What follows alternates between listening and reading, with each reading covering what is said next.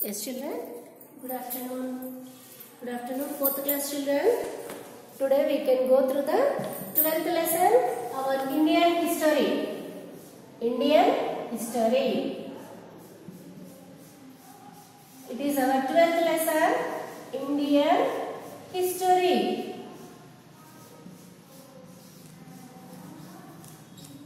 What is history, Amma? What is a history? The study of the past. The study of the past. ఈ రోజు present లో జరుగుతుంది మనము. Now we are facing. Now we are realizing. We are in present. నిన్న జరిగింది. It is a past tense. The study of the past is called an history. The study of the past. నిన్న జరిగిపోయింది.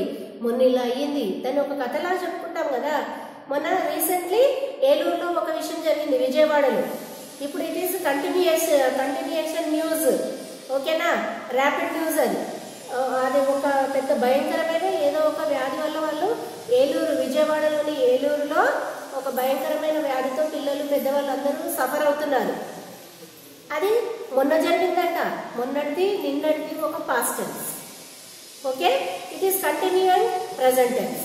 The study of the past is called an history. The study of the past is a history. Already we started this lesson on yesterday. Our history has been, the Indian history has been divided into 3 periods. First is the ancient period. The Indian history has been divided into 3 periods. Okay na? To know betterment of the earlier days. Okay, first one is the ancient period. The ancient period, the medieval, second one the medieval period and the modern period. The ancient period lo evaru unnaru? The Aryans came to our India. In those period, in the ancient period only, the Vedas, Puranas, Ramayana, Mahabharata, like this literature has been written in the ancient period. Kabatti aa kalanni Vedic age annaru. Vedic age. ఎందుకంటే వేదాలు పురాణాలు ఆ కాలంలో బాగా రాశారు. వాళ్ళు సత్యంతో ప్రవర్తించేవాళ్ళు. వాళ్ళు ఎంత నిజాయితీగా సత్య ప్రవర్తన కలిగిన వాళ్ళు ఉండడం వల్ల వైదిక యుగం అనేవాళ్ళు, Vedic age. Okay, in those period so many kingdoms has been invention. So many kingdoms కూడా సెటిల్ అయ్యాయి. అందులో ఒక famous, they were called, around Turks, Central Asia came to, they were called Aryans. They settled down in the northern land, cultivated the land, domesticated. The Vedas, the Ramayana, the Mahabharata and the Upanishads were written during this period. Powerful kings ruled with the help of Senanis and Purohits. Andukani aa kalanni Vedic age annaru. A number of small kingdoms in North India came to light during this period. చిన్న రాజ్యాలు, సామ్రాజ్యాలు కూడా తయారయ్యాయి. అందులో ఒకటి famous kingdoms Kashi, అయోధ్యని Dasharatha మహారాజు రాముల వారి తండ్రి వారు పరిపాలించేవారు. కాశీ, ఉజ్జయిని. మరి వీటన్నిటిని ఎవరైతే the small kingdoms are called janapadas. The people who are living in the places are called janapadas. మరి large number of people in the places are called mahajanapadas. అందులో ఒకటి Magadha is the most powerful kingdom in the Magadha is the most powerful kingdom in this region. Magadha Samrajyam. Magadha is the most powerful kingdom among these kingdoms. Okay na? Magadha is the most important powerful kingdom and that place. In 326 BC, Alexander the Great invaded India. Alexander the Great 326 లో మన India పైన దండెత్తాడు. 326 లో Alexander the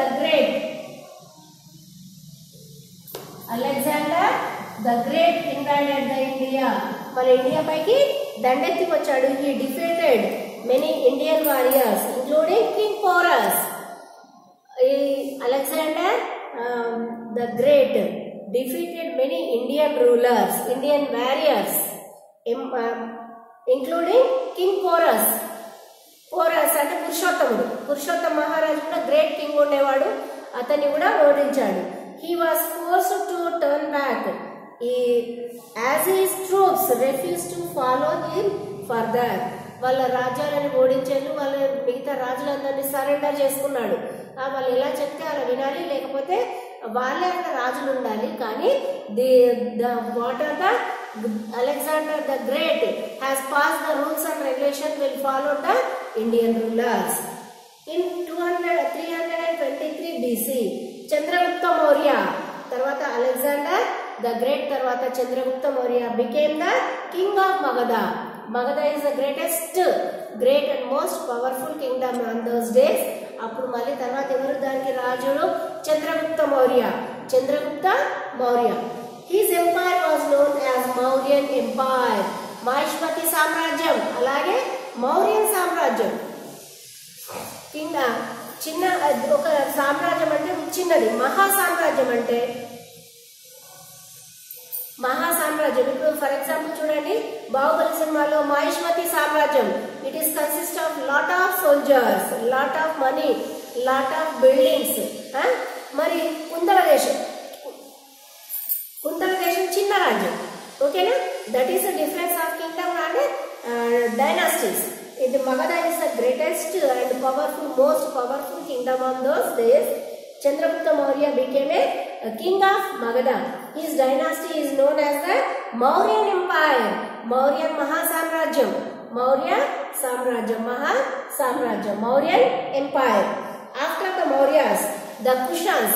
Tarvata after the Alexander the Great, tarvata Chandragupta Maurya. After the Mauryan Empire, after the completion of these Mauryans, the Kushans established their authority over the northwest part of India. After the completion of this ruling of this Mauryan, Kushan was ruled over India, the northwest part of India. After the Kushans came the Guptas. Kushans tarvata Guptas came to our India. Okay, they were strong rulers who ruled over India from about 4th century CE to 6th century CE. These are the Guptas are very powerful and a good rulers. అందుకనే వీళ్ళు ప్రజలకు ఏం కావాలో అవన్నీ సౌకర్యాలు గుప్తాస్ కాలంలో అందరు రాజుల కంటే ప్రజల్ని బాగా చూసుకున్న రాజులు గుప్తాస్. కాబట్టి ఈ గుప్తాస్ యొక్క కాలాన్ని, the period from 4th century to 6th century, this period is known as golden age of Guptas. గుప్తుల కాలం స్వర్ణయుగం అనేవాళ్ళు. గుప్తుల కాలం స్వర్ణయుగం అంటే వాళ్ళు they liked and whatever the facilities the people they want, they provided for the people. వాళ్ళు ప్రజలకు కావాల్సిన అన్ని సౌకర్యాలు కల్పించారు, ప్రజలను కన్న బిడ్డలాగా చూసుకున్నారు. కాబట్టి గుప్తుల కాలాన్ని స్వర్ణయుగం అనేవాళ్ళు, గోల్డెన్ ఏజ్ అనేవాళ్ళు. The Gupta's period has been called the golden age of Indian history. Why? Because he is the Chandragupta Maurya. He is Chandragupta Maurya, the king.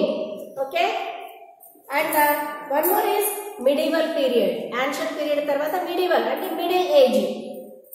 Towards the end of 7th century CE, Common Era. 7th century Common Era tarvata many powerful rulers of Central Asia were attracted India's wealth. తర్వాత ఏమైపోయింది? ఈ Aryans, Chandragupta first Alexander the great, first Aryans వచ్చారు. ఆర్యన్ తర్వాత Alexander the great, తర్వాత చంద్రగుప్త మౌర్య, తర్వాత కుషాన్స్, తర్వాత గుప్తాస్. వీళ్ళందరి తర్వాత ఎవరు వచ్చారు? Many powerful rulers attracted. Many powerful rulers came to India. They are attracted with the India's wealth.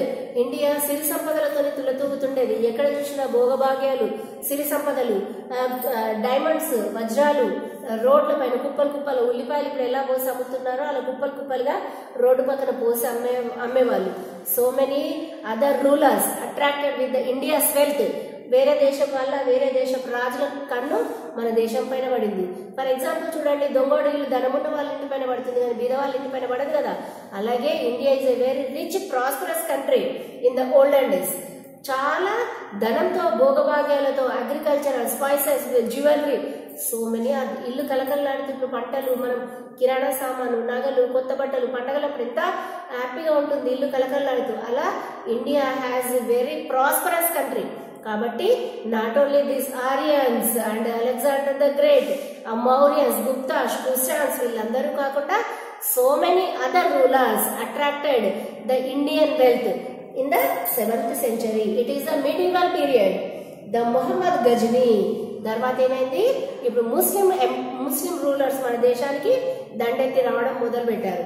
అందులో first ruler Muhammad Ghazni and Muhammad Ghori made a series of raids on India, took away great wealth. వీళ్ళు మహమ్మద్ గోరీ, మహమ్మద్ గజ్నీ వీళ్ళు మన India యొక్క సిరి సంపదలని కొల్లగొట్టిపోయారు. చాలా మటుకు మన దేశం నుండి చాలా wealth they took over to their country. After Muhammad Ghori's death, Qutubuddin Aibak, after the Muhammad Ghori, Muhammad Ghazni తర్వాత మహమ్మద్ గోరీ వచ్చాడు. అతని తర్వాత Qutubuddin Aibak became the first sultan of the Delhi Sultanate. They started their empire in the Delhi Sultanate lo he became as a Delhi Sultanate, Kutubuddin Aibak. The dynasty founded by him also called the slave dynasty. What is the meaning of slave? బానిసలు. Slave అంటే ఏంటి? బానిసలు. వాళ్ళు మన దేశంపైకి వచ్చిన తర్వాత మననే బానిసల్లాగా చూడడం మొదలు పెట్టారు. వీళ్ళ ఈ కుతుబుద్దీన్ ఐబాక్ యొక్క డైనాసిటీని slave dynasty. Okay, with the decline of the Delhi sultanate, North India was divided into many small kingdoms. మరి అప్పుడు ఢిల్లీ సుల్తాన్ ఎవరు? ఢిల్లీ సుల్తాన్ని ఓడించేసి ఆ ఢిల్లీలో ఈ Qutubuddin Aibak expanded his dynasty in the Delhi. It is called a Delhi slave dynasty also. And after that they divided North India into many small kingdoms. తర్వాత ఏం చేశారు? ఆ పెద్ద సామ్రాజ్యాన్ని చిన్న చిన్న రాజ్యాల్లాగా చేసి వాళ్ళకి నచ్చిన వాళ్ళందరినీ కింగ్స్ లాగా they appointed as the kings for that places. Babur came to India in 1526 and laid the foundation of Mughal Empire in India. Tarvata, after the Kutubuddin Aibak, the Babur came to India in 1526. He expanded most of Mughal Empire in our India. First, Kutubuddin Aibak expanded his dynasty in the only Delhi. Kani Babur వచ్చిన తర్వాత most of the Mughal Empire has been expanded in our India. Then came his son Humayun. Babur koduku Humayun. Humayun koduku Akbar succeed Humayun in 1556 CE. Jahangir tarvata Humayun tarvata Jahangir tarvata after that Shah Jahan ruled after him. Jahangir and Shah Jahan. Jahangir తెలుసు మీకు. అక్బర్ ఈ ముస్లిం rulers లో మీరు విన్న పేర్లు అంటే Akbar the great. ఇప్పుడు nowadays also we are watching the telecast, the story of Akbarnama. It is telecast in the TV show లో వస్తుంది మనకి. ఇప్పుడు అక్బర్ మీకు పేరు తెలుసు, బాబర్ తెలుసు, జహాంగీర్ తెలుసు, షాజహాన్ అంటే మీకు కంపల్సరీ తెలుసు. Why? Because it is Shahjahan అనగానే మనకు ఏం గుర్తుకొస్తుంది? తాజ్ మహల్ పేరు వినగానే షాజహాన్ గుర్తుకొస్తాడు, షాజహాన్ పేరు వినగానే తాజ్ మహల్ గుర్తుకొస్తుంది. After the Humayun, Jahangir and Shahjahan ruled. Aurangzeb who ruled for 50 years, the last important ruler of Mughal dynasty. The first Mughal ruler emo Muhammad Ghazni and Muhammad Ghori. The last Mughal ruler Aurangzeb. Okay na? Tarvata Shah Jahan enti, he has built Taj Mahal in the memory of Mumtaz Mahal. Okay? Around 18th century, other rulers like Rajput, Sikh, Marathas came into power in various parts. Not only these Mughals, dan tarvata evaru vacharu? Rajputs came to our India, and Sikhs came to our India, and Marathas came to India to power various parts. After the declining of this Mughal empire, Muslim empire, dan tarvata evaru vacharu? Rajputs vacharu, Sikh vacharu, and Marathas came to power in various parts of our India. the state of Mysore became powerful and rebelled against the Mughal authority. ఇందులో ఏది మైసూర్లో ఎక్కువ ఉద్వేగపూరితమైన ఎవరైతే powerful persons ఎవరైతే ఉన్నారో వాళ్ళు మొఘల్ డైనాసిటీని అంతం చేశారు. Okay, and modern period అంటే నవడేస్ అన్నమాట. Nowadays when the Mughal empire declined, Mughal empire అయిపోయిన తర్వాత మినీ యూరోపియన్ పవర్స్, ఫస్ట్ మన దేశానికి ఆర్యన్స్ వచ్చారు, తర్వాత మౌర్యస్ వచ్చారు, గుప్తాస్, కుషాన్స్, చోలాస్, పల్లవాస్, పాండవాస్, వీళ్ళందరూ కాకుండా Muslim rulers came to our India after the decline of this Mughal ruler.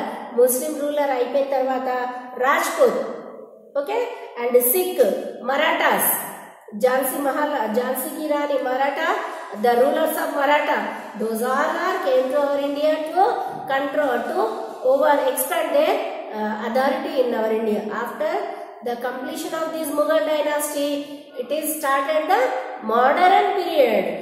When the Mughal empire declined, many European powers like the Portuguese, ఇప్పుడు ముస్లిం వాళ్ళు అయిపోయారు, రాజ్పూత్ అయిపోయారు, సిక్, మరాఠా ఇదంతా అయిపోయిన తర్వాత the Britishers came to. Britishers అంటే నాట్ ఓన్లీ బ్రిటిష్ వాళ్ళు కాదు, యూరోపియన్స్ అంటే ఇంగ్లీష్ వాళ్ళు.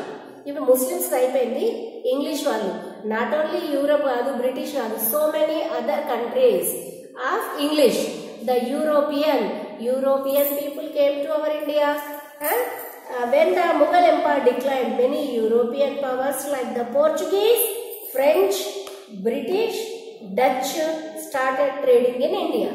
Many European people అంటే not only Britishers amma, they belongs to Portugal, French, Britain and Dutch. They came to our India. First they came to our India for the trading. What is trading? Trading అంటే ఏంటి? Business అంటే ఏంటి? అమ్మడము, కొనడం. Okay, they came to our India for the business, they came to our India for trading. The many European came to our India. European అంటే మనకు only Britishers గుర్తుకొస్తారు, కానీ Portuguese, Dutch, French, Britain వీళ్ళందరూ వచ్చారు. They started trading in our India. వాళ్ళు first మన దేశానికి వచ్చింది వ్యాపారం కోసం, బిజినెస్ అంటే ఏంటి? సెల్లింగ్ అండ్ బయింగ్, అమ్మడము, కొనడము బిజినెస్. ఓకేనా? Finally they were defeated by the British who ruled India for nearly 200 years. Okay, finally they were defeated by the British who ruled over India by nearly 200 years. The British Empire started in India. British Empire started in our India. British వాళ్ళు ఎప్పుడు start అయ్యింది మన ఇండియాలో? 1757. అంటే ఇందులో మనకి ఎన్ని సంవత్సరాలు ఉన్నారు? 43 years. And 18th century completely అంటే 100 years. అండ్ 1947 అంటే ఇందులో ఎన్ని సంవత్సరాలు ఉన్నారు? 57. It means 200 years. అందుకే మనం ఏమంటాము? The Britishers ruled our country nearly 200 years. They came to our India. They established. Europeans అంటే ఫ్రెంచ్ వాళ్ళు వచ్చారు, Dutch, Britain and Spanish, British వాళ్ళని. Among these 4 countries, బ్రిటన్ వాళ్ళు మాత్రము they defeated all the Portuguese వాళ్ళని ఓడించారు, ఫ్రెంచ్ వాళ్ళని ఓడించారు, డచ్ వాళ్ళని ఓడించారు. The British people, the people of Britain called British, they gained. వీళ్ళందరూ వాళ్ళు కొట్టుకోవడం వల్ల వీళ్ళందరి పైన ద అదర్ యూరోపియన్ కంట్రీస్ పైన బ్రిటన్ వాళ్ళు they gained, they won among these European countries. Then they established their ruling in our India in the 1757. అప్పటి నుండి మన దేశంలో టిల్ 1947 వరకు వాళ్ళు పాతుకుపోయి ఉన్నారు. అంటే 1757 లో middle of the 17th century, 18th century they ruled our country completely. In the middle of the 19th century మనం వాళ్ళని కిక్అవుట్ చేశాం కాబట్టి అర్ధరాత్రి వాళ్ళు పారిపోయారు. Nearly 200 years they ruled our country. The British, finally, the Britishers established their empire in our India in the 1757. Within a few months, the whole of India was brought under the British control. They used a lot of techniques to gain our attention towards the British people. So within a few months, the whole India was brought under the British control. In 1857, 1757 నుండి 1857 వరకు so many problems faced by the Britishers. The Indian people faced a lot of problems with the ruling of Britishers. కానీ 1857 లో the revolt అంటే ఏంటి? ఎదురు తిరగడం. The revolt was started among the Britishers. Britishers కి ఎదురు తిరిగారు. ఎవరు? one of the soldier. Okay, his name was Mangal Pandey. He is an Indian soldier. అతను ఎప్పుడైతే రివాల్ట్ స్టార్ట్ చేశారో soon it has spread all over the country. అప్పటి నుండి it is known as the first war of independence. Independence కోసం first world war కాదమ్మా, first world war 1914 to 1918. ఓకేనా? మరి second world war 1939 to 1945. These are the 2 world wars. కానీ ఏదైతే 1857 లో జరిగిందో it is not world war, it is the first war of independence. Independence కోసము 100 years the Indian people faced a lot of problems by the ruling of the Britishers. కానీ 1857 లో the Mangal Pandey, who has the soldier in the Indian army, he has started the revolt among the against of the British rule. అప్పటి నుండి మన India కోసం మన independence start చేసాం.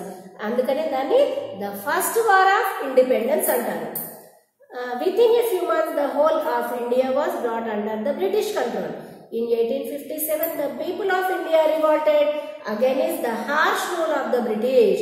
The revolt was brutally crushed and the Indian Empire was taken over by the Queen of England. Adi 1857 lo the revolt was started. Adi soon it has spread all over the country.